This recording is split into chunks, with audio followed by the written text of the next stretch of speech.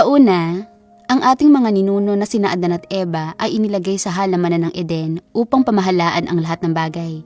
Bilang ang mga Panginoon ng lahat, namumuhay ng masaya at may galak. Gayunpaman, kalaunan ay tinukso sila ng ahas na magkasala at ipagkanulo ang Diyos, at tinaboy sila ng Diyos palabas ng halamanan ng Eden. Ano ang kalooban ng Diyos nang harapin ang mga taong nagtaksil sa Kanya?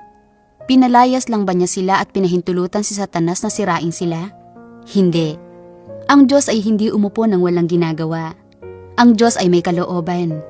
Siya ay umaasa na magkakaroon ng isang grupo ng sangkatauhan na makakaunawa sa Kanyang mga salita, makakaintindi sa Kanyang mga salita, makasusunod sa Kanyang mga salita, at makakaayon sa Kanya.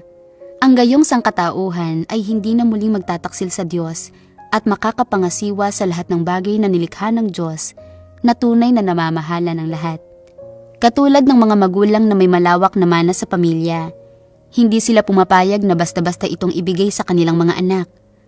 Dapat nilang alagaan ang kanilang mga anak hanggang sa araw na sila ay may kakayahang magmana ng mana ng pamilya.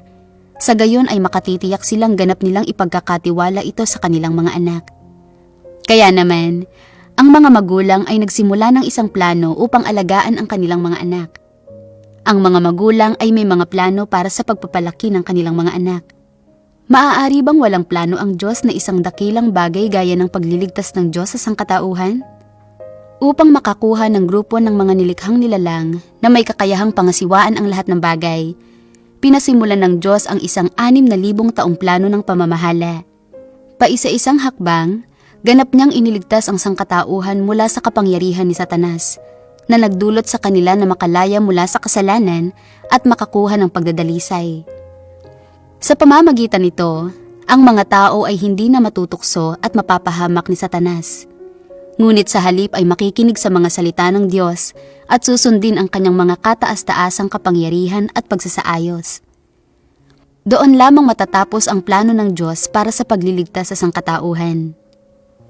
Kaya, bakit kailangang gumawa ng Diyos sa 3 yugto upang makamit ang gayong mga resulta? Tingnan natin ang mga salita ng Diyos tungkol dito. Sabi ng Diyos, ang 6,000 taong gawain ng pamamahala ng Diyos ay nahahati sa 3 yugto. Ang kapanahunan ng kautusan, ang kapanahunan ng biyaya, at ang kapanahunan ng kaharian. Ang 3 yugtong ito ng gawain ay para lahat sa kapakanan ng pagliligtas sa sangkatauhan. Na ang ibig sabihin, ang mga iyon ay para sa pagliligtas sa sangkatauhan na labis na natiwali ni Satanas.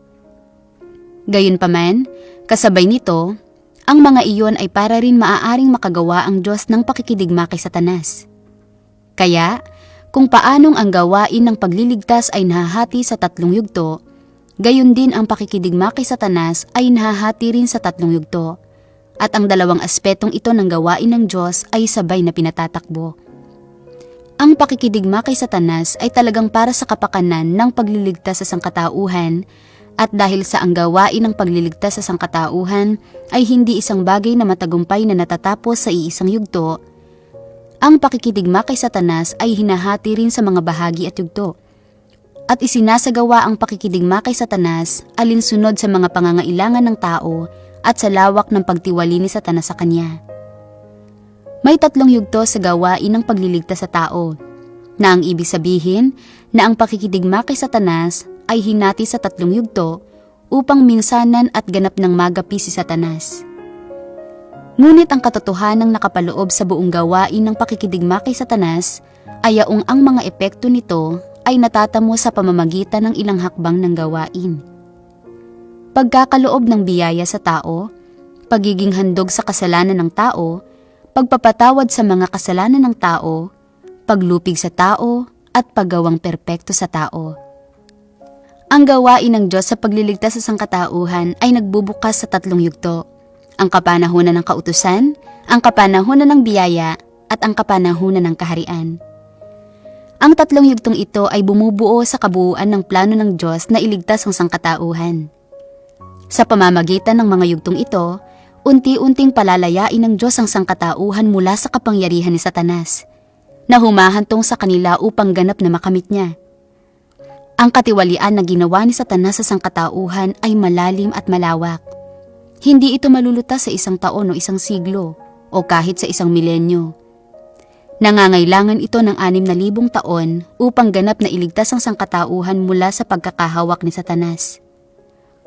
Sa buong prosesong ito, ang Diyos ay nagsasagawa ng iba't ibang gawain ayon sa katayuan at pangangailangan ng sangkatauhan, na ginagabayan sila sa bawat hakbang tungo sa ganap na kaligtasan.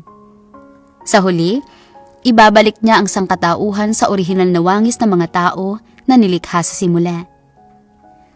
Sa puntong iyon, hindi na magagawa ni Satanas na linlangin ang sangkatauhan, at sa huli ay tatamasahin ng Diyos ang kanyang kapahingahan. Ngayon, maaaring nauusisa ka kung paano eksaktong isinasagawa ng Diyos ang 3 yugtong ito ng gawain.